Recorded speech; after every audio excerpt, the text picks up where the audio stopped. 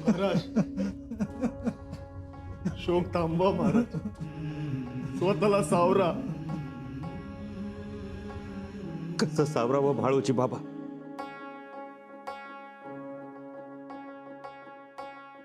दैवगती पुढे आपण तरी काय करणार? खंडोजी, ही कसली दैवगती? आई भवानी आमचं सत्व बघते.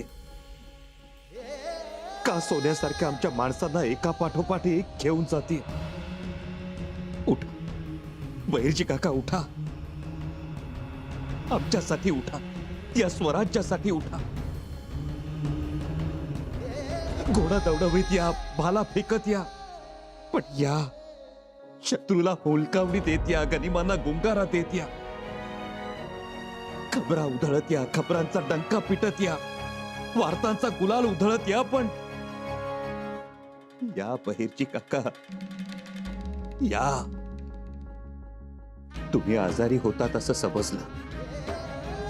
अंगात सणकून ताप भरलेला, कणकणीनं अंगावरची पांघरुढ धडधड उडत असताना खबर काढण्यासाठी बाहेर पडला. काय गरज होती? आजारी असताना का बाहेर पडलात? आणि धाव कुठं? तर बादशाहच्या तळावर, बाणूरगडाच्या आसपास तुम्हाला शत्रू सैनिकांनी हेरलं. हेच बहिर्जी नाईक. नेहमीप्रमाणे तुम्ही शिताफीनं त्यांना गुंगारा दिला आणि घोडा तेज रफ्तार बाहेर काढला. पण पाठलाग असह्य झाला. तुम्हाला भोवळ आली आणि तुम्ही पडला. उठण्याचं अंगात बळ नसतानाही उठला. तोपर्यंत शत्रू सैनिकांनी तुम्हाला घेरलं. 100च्या वर स्वार आणि तुमच्यातला लढवय्या जागा झाला. अंगात ताप एवढा की हातात धरलेली तलवार गरम झाली आणि विजेच्या चपळाईनं तुमची तलवार फिरू लागली. अर्ध्याहून अधिक शत्रू सैनिक ठार झाले. बाकीचे सैतान म्हणून पळून गेले. पण तोपर्यंत रक्ताच्या धारा घामाच्या धारेत मिसळल्या होत्या. तशा अवस्थेत तुम्ही समोर नजर झुगारली.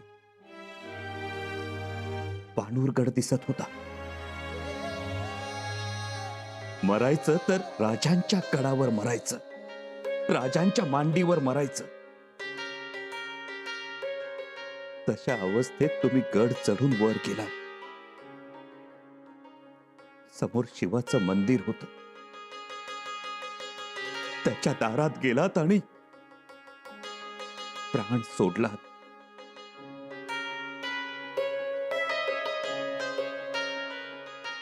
बहिर्जी काका, आयुष्यभर एका शिवासोबत जगलात आणि दुसऱ्या शिवासमोर प्राण सोडला. बहिर्जी काका, आयुष्याचं सोनं झालं तुमच्या. गुप्तहेरांची खूण म्हणून सोन्याचं बेलाचं पान हेरांना देत होता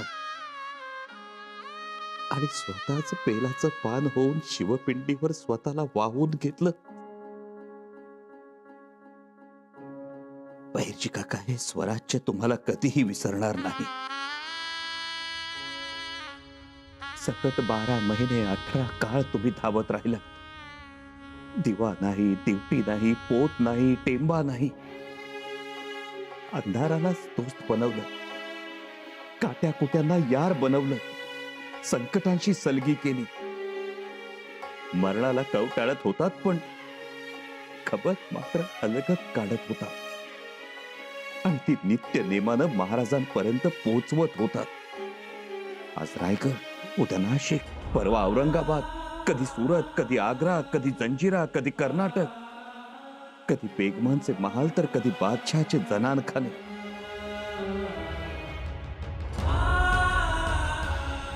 कहते हैं शिवा ने 100 भूतों की फौज भेजी थी.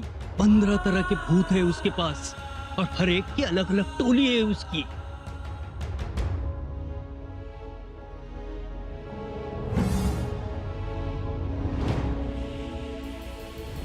आज मुंह तो मिटा हुआ, लेकिन दक्खन की मिर्ची का खर्रा कब मिलेगा? कब मिलेगा? बहिर्जी काका, बच्चा, यहाँ हवाओं के कान ही नहीं, जुबान भी होती है। महाराज, औरंगजेब कबरीवर फात्या पडायला येणार आणि तो एकटा येणार अशी खबर होती. त्याच्याबरोबर येणारे अंगरक्षक हे त्याच्यापासून दूर उभे राहणार होते. पण ऐन वेळी औरंगजेब त्याच्याबरोबर असंख्य सैनिकांना घेऊन आला. कधी शिपाई, कधी फकीर, कधी साधू, कधी भिल्ल, वासुदेव, गोंधळी, गारुडी, कधी तर मुल्ला मौलवी. कुराण तुम्हाला तोंडपाठ, आयते तुमच्या जिभेवर, बायबलाचा अभ्यास, रामायण, महाभारत, गीता, सगळ्या जाती जमातींचे सगळे रीतिरिवाज तुम्हाला तोंडपाठ. वाघाचं गुरगुरणं तुमच्या गळ्यात, कोकिळेचा, पिंगळ्याचा, पावशाचा, कोल्ह्याचा, कुत्र्याचा, अस्वलाचा, पाखरांचाही आवाज तुमच्या गळ्यात. नदी, नाले, ओहोळ, ओघळ सगळे तोंडपाठ. सगळ्या वनस्पतींची तुम्हाला माहिती, विषारी, बिनविषारी. बहिर्जी काका, मंदिर, मस्जिद, चर्च, गुरुद्वारा सगळीकडे तुमचा वावर. पण तुमचा देव मात्र एकच, शिवराय. आणि त्याला नित्य नेमानं निवत खबरांच्या खोबऱ्याचा. बहिर्जी काका, घर, संसार, बायका, मुलं सगळं सगळं सोडून आयुष्याचा प्रत्येक क्षण तुम्ही स्वराज्यासाठी वेचलात. कारण तुम्हाला स्वराज्याचा अर्थ समजला होता. शिवरायांच्या सूर्यरथाचं चाक होऊन उजेड घेऊन धावलात तुम्ही.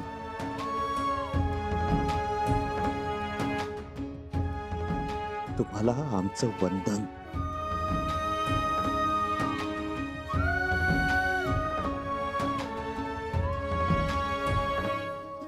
हे आमचं राजवस्त्र, हा शेला आम्ही आज तुमच्यावर पांघरतो.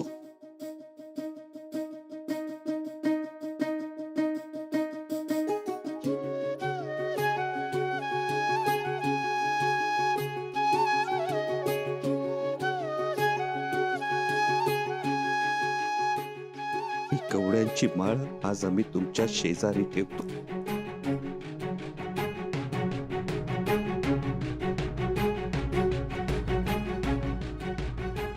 तुमचं मूळ गाव बाभुळगाव, सातारा मुलुक. तुमच्या कार्यावर खुश होऊन आबासाहेबांनी बहिर्जी लिंबाजी जाधव नाईक यांना 1 चावर जमीन इनाम म्हणून दिली. ती तळहयात कायम राहील. तुमची मुलं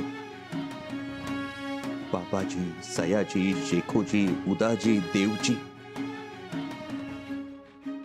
याचा आम्ही प्रतिपाळ करू. त्यांना बंधूप्रमाणे वागणूक देऊ. महाराज, पण बहिर्जी काका, नका ना जाऊ तुम्ही. अहो, तुम्ही गेलात तर स्वराज्याची हिरवळ सुकून जाईल. बहिर्जी काका, नका ना जाऊ. बहिर्जी काका.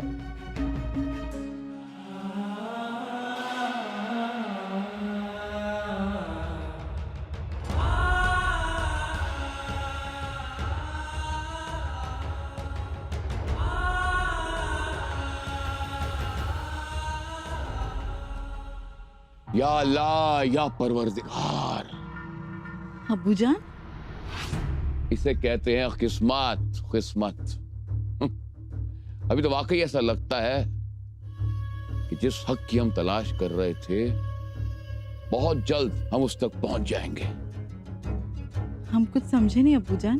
शहजादी जीनत, सिवा का, संबा का, जिसे वो उसकी तीसरी आंख कहते थे, क्या नाम उस जासूस का? क्या नाम? बहिर्जी नाईक जाधव. हाँ, बहिर्जी जाधव. वो उसका इंतकाल हो गया है. क्या? हाँ, वो मर गया. ये तो बहुत अच्छी खबर है, अल्लाह का रहम है।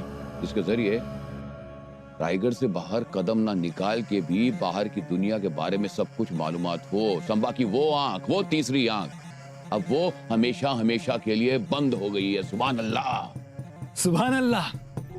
वजीर आला, इस मुबारक मौके पर आइए हमारा मुंह मीठा करवाइए। जरूर। शहजादी, ये तस्वीर देख रही है ना, अगर इसकी एक भी मोती इधर के इधर हो जाए या बिखर जाए तो समझो पूरी तस्वीर, पूरी की पूरी तस्वीर बिगड़ सकती है। जी अब्बू जान। बस अब इस मौके का फायदा उठाना है। अल्लाह ताला की नियामत से हमें ये मौका मिला है। जख्मी संभा को संवरने और संभलने का मौका नहीं मिलना चाहिए। फौरन सबको इत्तला कीजिए और मुकर्रब खान को ये फरमान भेजिए, वो फौरन इस मौके का फायदा उठाए।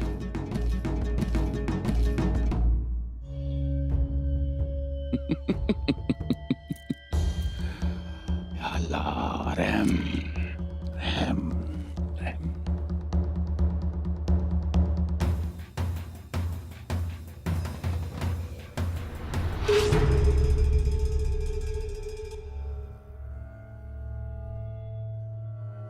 पढ़ो। जी हुजूर।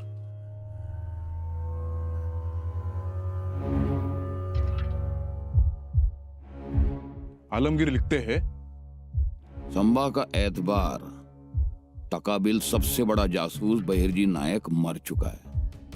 पूरा स्वराज गम में डूबा है और अंधेरे में भी। जासूसों का कामकाज तितर बितर हो गया है। बहिरजी एक चलता पुरता जासूस था। उसके जाने से समझो स्वराज की कोख ही उजड़ गई है। ऐन मौके पर संभा की समझो नजर ही गई। अब वो दूर दूर देख नहीं पाएगा। इस मौके का मजबूत फायदा उठाया जाए और अपना मकसद पूरा किया जाए। वक्त रेत की तरह फिसल रहा है। खुदा हाफिज। अल्लाह तेरा लाख लाख शुक्रिया। हुजूर, हुजूर, क्या खान हुआ? साहब, इतने तेजी से भागते भागते क्यों आए हो? संभाजी की माँ आजारी हो गई है और अपनी आखिरी सांसें गिन रही है। लेकिन संभा की माँ तो गुजर गई है ना? दूध माँ है धाराऊ। अच्छा, दूध माँ। हुजूर, संभा उस दूध माँ को बहुत मानता है। मानता म्हणजे आईच समजा की। आणि आपल्या नशिबानं कापूरवळ गावात आहे, पुरंदर किल्ल्याच्या पायथ्याशी। मग मग काय, संभाजी भेट घेणार की तिची? दूध माला भेटायला संभा आहे का? मुमकिन नाही. ऐका माझं, संभाजी येणार आपल्या तावडीत गावणार. मोका आहे मोठा बघ.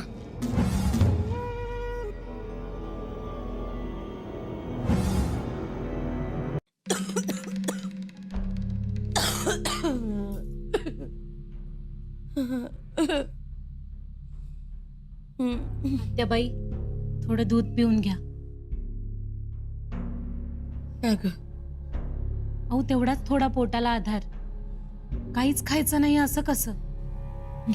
नाही ना ग सुनबाई.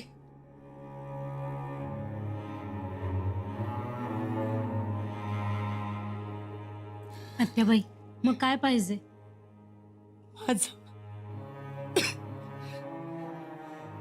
माझा लोक दोन्ही बी मोहिमेवर गेलेत. मामासने बी निरोप पाठवलाय. ते येतील उद्या परवा पतूर. माझा लोक कोण? राज. माझा लोक शंभूराजे. सुनबाई, लय बघावंसं वाटतंय ग. एकदा बोलावून घे.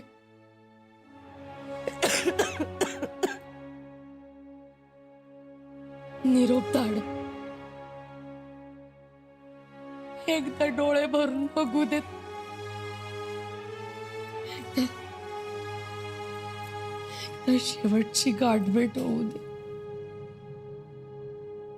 माझ्या लेकराला डोळे भरून बघू दे. आत्याबाई,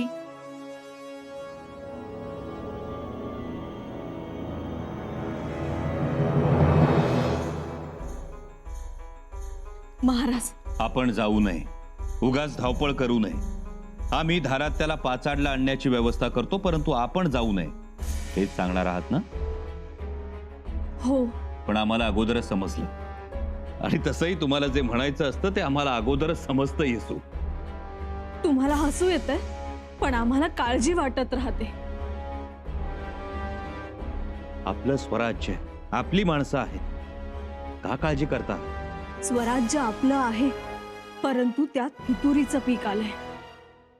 आणि बहिर्जी काका नाहीत, पण त्यांच्या तालमीत तयार झालेली कसदार चाणाक्ष माणसं आहेत.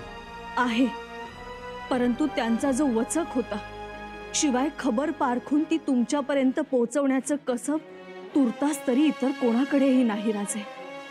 हो येसू, बहिर्जी काका एकदाच जन्माला येतात, पण जी आहेत ती माणसं त्यांच्या तोडीची आहेत. नका काळजी करू. राजे, कशी काळजी करू नको. तुम्ही कापूर होळला जाणार, पुरेशी शिबंदी नसणार, घाईने जाणार, घाईने येणार, म्हणून धोका वाटतोय आम्हाला. आणि साहेब, अहो, आईला भेटायला जातो आहोत आम्ही, आणि आईच्या कुशीत शिरताना कशाला सावधपणा हवाय? आईच्या मांडीवर डोकं टेकायला जाताना कशाला फौजफाटा हवाय? महाराज, माणसं उतू लागलीयत, मातू लागलीयत. नका आम्हाला थांबवू. आम्ही जाणार. धाराऊच्या कन्याचा आवाज आम्हाला इथवर ऐकू येतोय. तिच्या तापाच्या उबाऱ्यानं आम्ही हैराण झालो आहोत. जोपर्यंत धाराऊला प्रत्यक्ष पाहत नाही तोपर्यंत आम्हाला चैन पडणार नाही. त्याची कल्पना आहेच आम्हाला. तुम्ही काही थांबणारे नाहीत, परंतु आम्ही काही काढे मात्रा देतो, आणि शिवाय काही पापड, कुरड्या, डाळी काही घेऊन जाणार नाही आम्ही. ठीक आहे, काही घेऊन जाऊ नका, पण निदान आमच्या हातच्या फणस पोळ्या घेऊन जा. धारात त्याला खूप आवडतात. हो येसू, आधी धाराऊला बरं तर होऊ द्या, आणि तेवढा वेळ नाही आमच्याकडे. राजन, आम्हाला इजाजत द्या. आपण निघाला? जी राजन. उत्तम. ठरलेली कामं चोख पार पडणं गरजेचं आहे. जी राजन, सर्व गोष्टींचा अंतस्थ खुलासा करत राहूच, शिवाय हेरांमार्फत घडामोडी कळवत जाऊ. ठीक, आम्ही गडउतार होतो आहोत. आम्ही त्याच तयारीनं आलो आहोत. चला, राणीसाहेब, येतो आम्ही.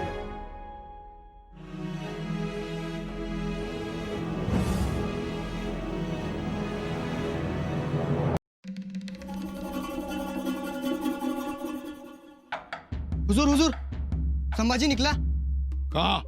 दूध माँ के गाँव? जी हुजूर. बहुत अच्छा. कितने लोग हैं साथ में? ज्यादा नहीं हुजूर. नसणारच. आपल्या आईला भेटायला जाताना कोण फौज घेऊन जाईल सोबत? मोहम्मद, फौज को तैयार रहने का हुक्म दे दिया जाए. जी हुजूर. खान साहेब, आता वेळ दौडू नका. घोडा दौडवा कापूरवळाच्या दिशेनं. खबर पक्की है ना? आता यानं सांगितलं नव, हे शंभूराज निघाला म्हणून. निकला तो है, लेकिन संभा अगर उस गांव में नहीं आया तो? वो जरूर आएगा. दूधमा बीमार है इसलिए वो आएगा? इतना बड़ा राजा है वो. बडा है आणि बडा जज्बाती भी आहे. आणि या जज्बातीच्या भोवऱ्यामध्येच अडकणार आहे राजा. आता कसं बतावू तुम्हाला? यकीन नहीं होता. दूध पिलाया है, बख्शीशी भी ली होगी. काय ना, बक्षिसीच्या देण्या घेण्याच्या पलीकडे है समझे. और दूध आई धाराऊ ने अपना अमृत पिला के बड़ा किया शंभूराजे को, इसलिए वो मिलने आएंगे. हो सकता है संभा आ जाए हुजूर. ठीक है. और यहाँ से ज्यादा दूरी पर भी नहीं है वो गांव. अहो हे गेलं हे आलं. पुरंदर पावतर तर कोण अडवत नाही. वाटल्यास मी आघाडीवर राहतो. मोहम्मद, जाबाज फौज की एक टुकड़ी आगे भेज दो. ये फौज गांव को घेरा डालकर बैठेगी. जैसे ही संभा आएगा उसे धर दबोचेंगे. हर हाल में उसे छोड़ेंगे नहीं.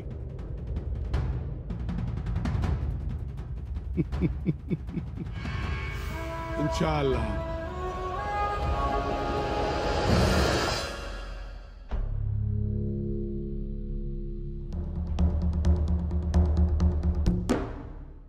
राणी साहेब, राजा गड उतार झालं? हो, कुठं? कापूर होळला गेलेत. धारात्या आजारी आहे.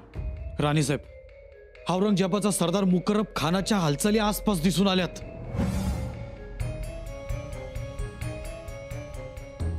काय? हो, राजांचं कापूर होळला जाणं धोक्याचं आहे.